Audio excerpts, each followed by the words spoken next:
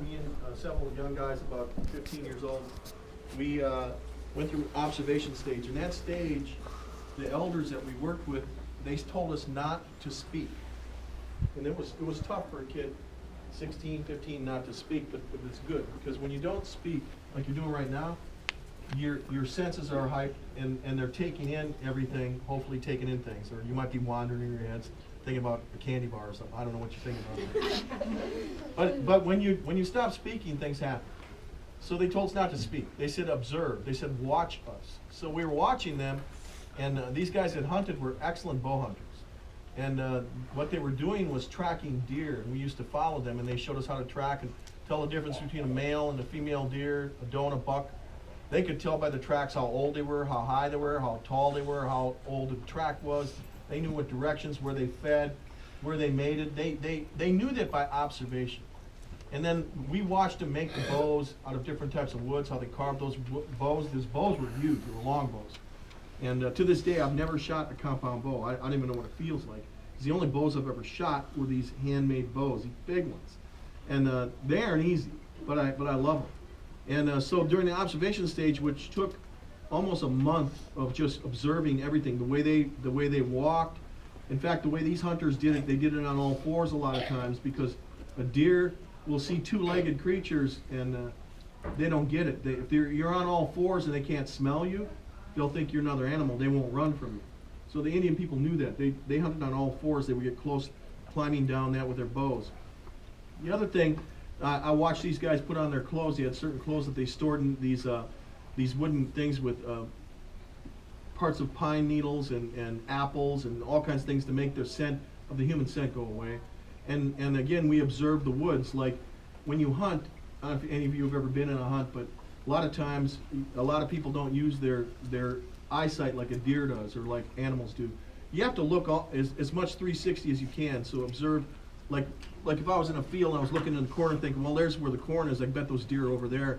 In reality, before you came to the woods, the deer are watching or hearing you, and every animal in the woods is announcing you're coming. You know what I mean? Squirrels, chipmunks, birds, like, hey, the dude's coming here. And they're telling every animal, and by the time you get there, they know you're there, and actually you're looking over here and the deer's right over here. You know what I mean? So you gotta look all the way around. You gotta distinguish between branches and a deer's antlers or the colors and stuff. It's a difficult process. Observation is great. So once you're done with observation, we weren't allowed to speak. We just were supposed to watch. Then comes interpretation. In an interpretation stage, we were allowed to speak. We were allowed to ask questions, just like I'm going to ask you to do. But we were only allowed to ask about one question, one thing once. You don't ask the same question twice, 3, 4 times. You ask it once, get your answer, you're done. That's the way they dealt with it. It's like, okay, how did you make that bow so tight, whatever? And they'd say, this is how I did it. And you don't ask it again. You just better take note that this is what the guy says. So we'd ask questions, and then the application stage came after we practiced how to hunt and stuff, and application was being a hunter. I'd go out and hunt.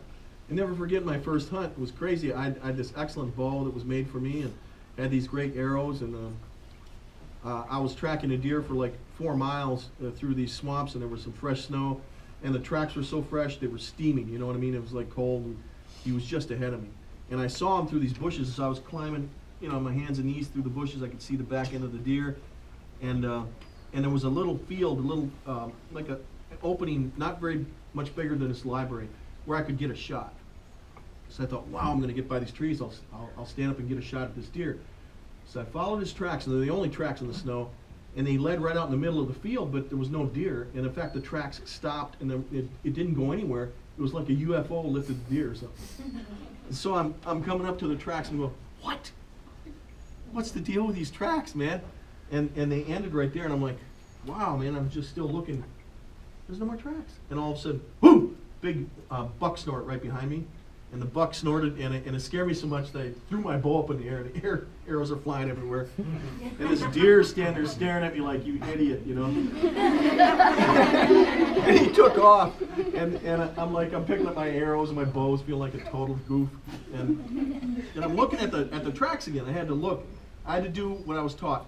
Then I went back to observation and interpret what happened. So you go back to observation. So I went back and looked at the tracks, and sure enough, they weren't quite right. And I'm thinking, wait, they look a little doubled up. And sure enough, you know what the deer did? He knew I was following him, so he got out to the middle and went, I can't handle this. So he doubled back on his tracks. So let's say he was walking like this, and he went like this. He went back in his own tracks like this. And he looked over and he jumped sideways. And he jumped over a bush, and he went behind me, and he tracked me. That's what a deer will do. He was a buck. So that's what happens when you observe. So get this. So always know it's important what you're looking at, what you're taking in. It's like what you eat.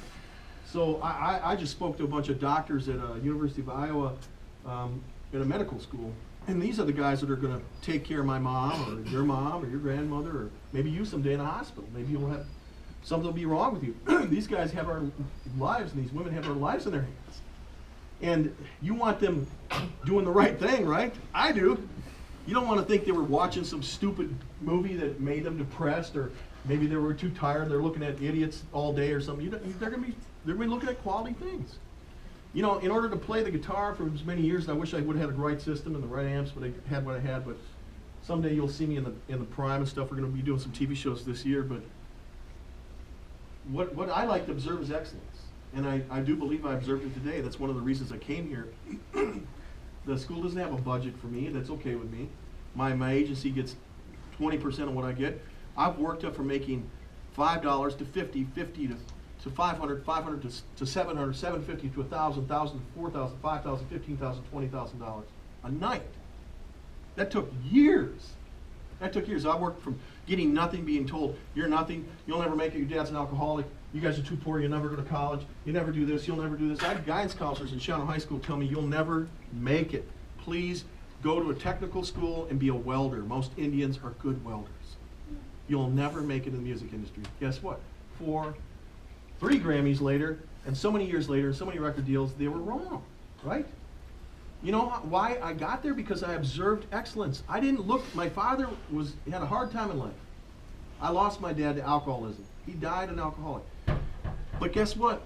My Polish friend in college had an excellent dad. So where did I focus on? An excellent dad. I knew I had a dad on the reservation was hard, but I had to focus on excellence. If I didn't focus on excellence, I'd be depressed to this day. When you focus on good things can happen. So I encourage you to know what you're looking at. Like I told these doctors, I was saying, so doctors, what did you look at from this morning till now when I'm giving you a lecture? What did you take in your head? What did you take in? And think about it. What are you taking in? A bunch of computer junk, a bunch of stupid things, or are you looking at excellence? Now watch this. There's going to be a show on, I think it's tonight. It's about moms raising Olympians. It should be interesting. Because those Olympians, I've met some Olympians, I've met very famous people, and believe me, they're not famous by accident. You just don't walk in and win a Grammy. You don't walk in and win a gold medal. You give your life to that.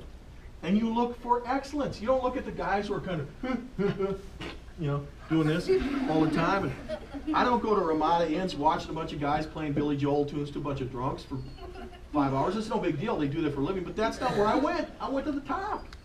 I go to these concerts, I get backstage, I'm on stage with you, and I'm touring with these guys, and boom, boom, boom, boom. You make it happen.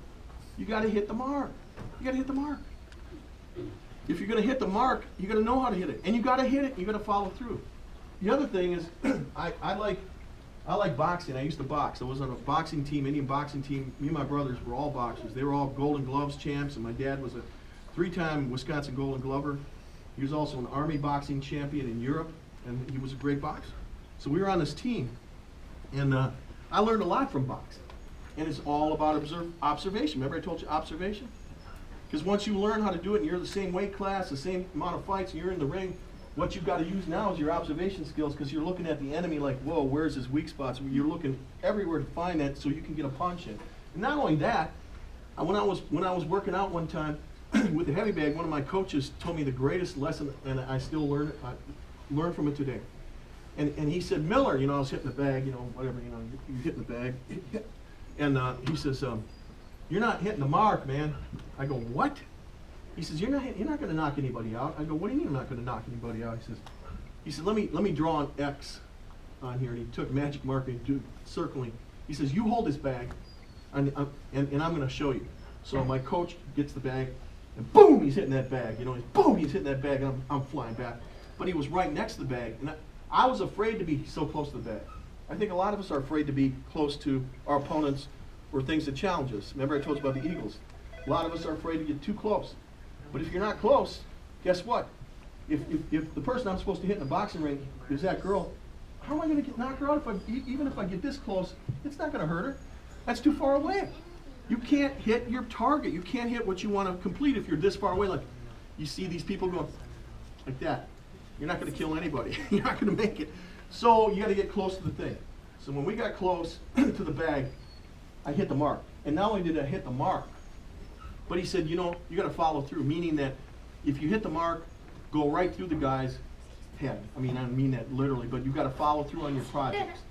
Like let's say your teacher says, I want you to do a drawing about the Leaning Tower of Pisa, or I want you to do a drawing about Mount Rushmore, or I want you to finish this project about this.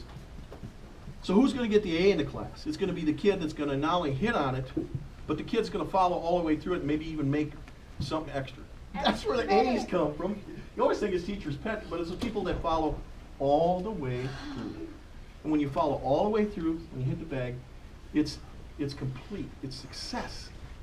And Olympians, musicians, ballet dancers, principals, these people, when they make it, you follow it all the way through to the end. Don't give up. Don't let anybody discourage you to the point you're going to give up your dream or give up your assignment. Finish the thing. Finish it, and finish it well. Do the best you can. You'll see, even if it's not perfect, you finished it correctly. The story, let me give you that story, because I didn't finish college. I went to college, I got so depressed, because at that time there were very few, if no, Native Americans at UWL when I was at college. And a lot of people, they were calling me hippie, because I had really long hair back then, but I wasn't a hippie. I was an Indian, you know. And there were hippies on campus, and they were like being hippies, but I wasn't a hippie. That was, my hair was long because of something traditional. So I felt sort of out of it, and I wanted to quit college. I didn't like it. There was too much drinking, partying. It wasn't my style. And I went off to play music. But guess what? I won in the ring. You know what I mean? I won at music. I kept going. I kept going. I made it to junior year in college, and I always felt bad I never finished that. So I get a call 3 years ago from UWL. They gave me my degree, the second in 110 years. And I got my degree. They gave it. And when I got my degree from UWL, I go, is this for real? I said, yeah, it's for real. I forget, the only other person that got it was a woman, and she didn't graduate either. She's got this really successful cooking show on TV. I don't know if you know who I mean, but she went to UWL and didn't finish either. And she's awesome. But the thing is, I'm no less awesome. You got to know who you are. Because I didn't have a degree, I'm a human being. So are you. You're awesome. Just expand your territory is all I'm saying. You can make it big out of lacrosse. There's so much talent here, so much potential in this part of the country. I see it all the time. But know that I practice every day. Know that I put in my time, and know that I hit the bag enough to win in a fight. Know that I keep my thought process clear, and when I want to go ahead, I observe excellence. And sometimes excellence is going to northern Wisconsin when it's warm out, or northern Michigan when it's warm out, the UP, and watching loons land on a lake. And sometimes it's just watching the sunrise come up in the north. Sometimes it's looking at a dad and his daughter in McDonald's, and he's got his arm around her, and he's talking to her, and he's hugging on her, and they aren't texting every second. He's actually talking to his daughter, and she's talking to him. Sometimes excellence is just good food from another nation. You ever tried that? You ever tried Vietnamese food? It's excellent. You ever tried other types of foods besides a cheeseburger or something at Hardee's? There's excellent Indian food, East Indian. Sometimes excellence is watching Super Bowl with an underdog winning and beating the crap out of what could have been champions. Excellence is everywhere. But guess what? So is stupidity, isn't it? If you look at dumb things, and you look at things you shouldn't be looking at, you think that stuff doesn't stay in you? You're dead wrong. That's like eating crummy foods. You gain weight, you start losing your energy, and you don't exercise right. That's not excellent. So keep up the excellence, okay? And that's, people ask me, how'd you win those Grammys? In the long run, that's how I won them, because I keep seeking excellence. I mean, I'm not saying I'm excellent, I'm seeking it. I have my own problems, and I know them now. I